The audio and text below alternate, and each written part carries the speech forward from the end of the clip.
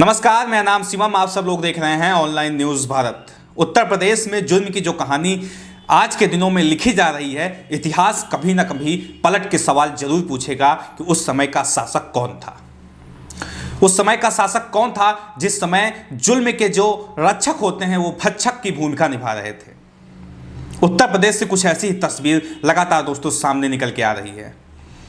हर रोज नई नई कहानी उत्तर प्रदेश से निकल के आती है। किसी को गलत इल्जाम में फंसा देना, फेक एनकाउंटर कर देना, अब ये सारी कहानी पुरानी हो चुकी हैं। इस तरीके की जो भूमिका पिछले समय में चोर, डाकू, बदमाश निभाते थे, अब वही भूमिका उत्तर प्रदेश की पुलिस निभा रही है। किस तरीके से, इन सभी चीज़ों पे सिलसिलेवार ढंग से आज हम बात करेंगे और आप सब लोग को उत्तर प्रदेश की अनोखी घटनाओं से रूबरू करवाएंगे। गोरखपुर की खबर है, जहां पे एक पुलिस दरोगा द्वारा, जिसके साथ 12 पुलिसकर्मी और थे, 30 लाख रुपए के जेवरात लूट ले गए। सही सुन रहे हैं आप सब लोग, पुलिस के दरोगा द्वारा 30 लाख रुपए के जेवरात को लूट लिए गए। पूरी कहानी क्या है इसको आप सब लोग समझ लीजिए, फिर उसके बाद आगे एक दो घटनाओं का और जिक्र करूंगा। ये भी समझेंगे कि इसकी वजह क्या है और उत्तर प्रदेश में लॉ एंड ऑर्डर की ऐसी धज्जियां क्यों उड़ रही हैं। गोरखपुर के कैंट इलाके में रेलवे स्टेशन से महाराजगंज के 2 सराफा व्यापारियों को अगवा करके पुलिस कर्मियों ने 30 लाख रुपए की लूट को अंजाम दिया है। इस मामले में दरोगा धर्मेंद्र यादव व 2 सिपाहियों सहित 6 आरोपियों को गिरफ्तार कर लिया गया है। गिरफ्तार आरोपियों से 19 लाख रुपए नगद, 11 लाख रुपए की कीमती सोना चांदी बरामद किए गए हैं। आरोपियों पर प्रशासन ने 12 पुलिसकर्मियों को निलंबित भी कर दिया है। घटना का मास्टरमाइंड दरोगा धर्मेंद्र यादव को बताया जा रहा है। कैसी अनोखी खबर आप सब लोग सुन रहे होंगे कि पुलिस, जिसका काम होता है लूट मार की घटनाओं पर नियंत्रण करना, काबू करना, वो खुद लूट मार की घटनाओं को अंजाम दे रही है। ये पहली घटना नहीं है दोस्तों, ये उत्तर प्रदेश की पहली घटना नहीं है जिसमें पुलिस की संगीनता, पुलिस की भूमिका एक बड़े जुर्म में शामिल हो। इसके पहले अभी ये खबर आप सब लोग देखिए, यूपी पुलिस के सिपाही सेक्स वर्कर्स के साथ चला रहे थे बिजनेस, मगर एक गलती कर बैठे। क्या गलती थी, उसके बाद फिर इनका जो पूरा व्यापार चल रहा था सेक्स रैकेट का, वो किस तरह से उजागर हुआ, ये भी आप सब लोग थोड़ा सा समझ लीजिए। ये खबर पीलीभीत की है। पीलीभीत उत्तर प्रदेश का एक जिला है जहां पे थाने के पीछे सेक्स रैकेट का काम चलता था।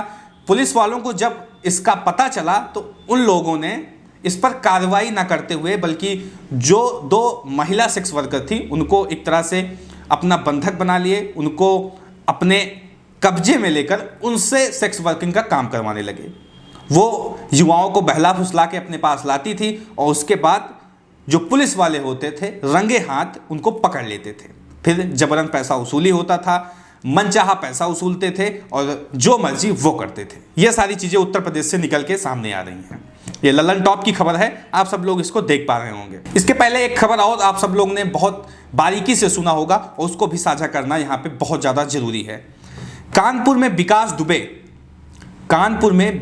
दुबे चौबेपुर का थाना चलाता था। विकास दुबे किसी परिचय का तो मोहताज नहीं है, आप सब लोग उसको भली भांति जानते होंगे। किस तरीके से पिछले 2-3 महीने पहले सुर्खियों में रहा था, लगातार मीडिया में बना हुआ था अपने चर्चाओं की वजह से। चौबेपुर थाना, कानपुर के चौबेपुर थाना को विकास दुबे चलाता था। एसआईटी की रिपोर्ट में ये चीज़ें सामने निकल के आई।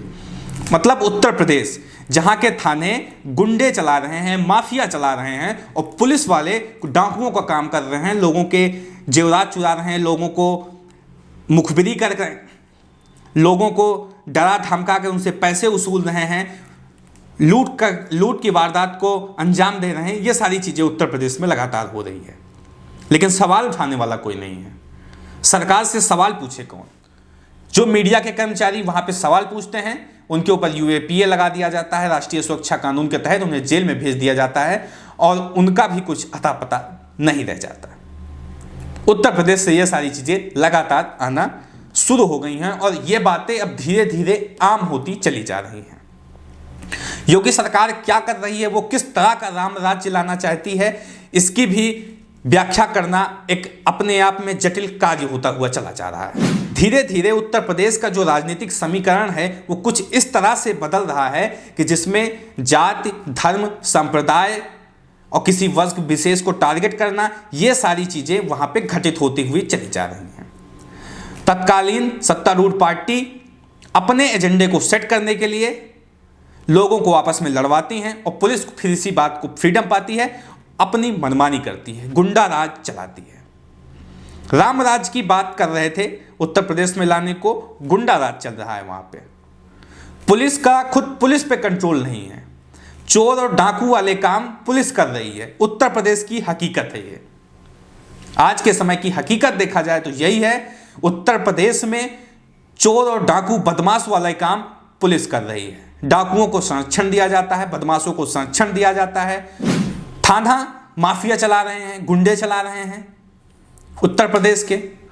और योगी जी कहते हैं कि या तो आप जेल में रहोगे या फिर ऊपर रहोगे। गुंडों के लिए ऐसे अल्टीमेटम जारी किए जाते हैं। तो ये सारी खबरें देखने के बाद ऐसा लगता है कि ये केवल बयानबाजी है, केवल जनता के लिए एक छलावा है जिससे जनता को ठगा जा रहा है। धरातल पर इसका कोई अस्तित्व चिन्ह नहीं बचा हुआ है। लगातार गुंडा राज उत्तर प्रदेश के अंदर पनप रहा है।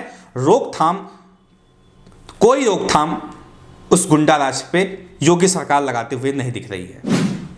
तो ये कब तक चीजें चलेंगी, क्योंकि 2022 में उत्तर प्रदेश का चुनाव भी है और उसकी भी रणनीति धीरे धीरे तैयार की जा रही है।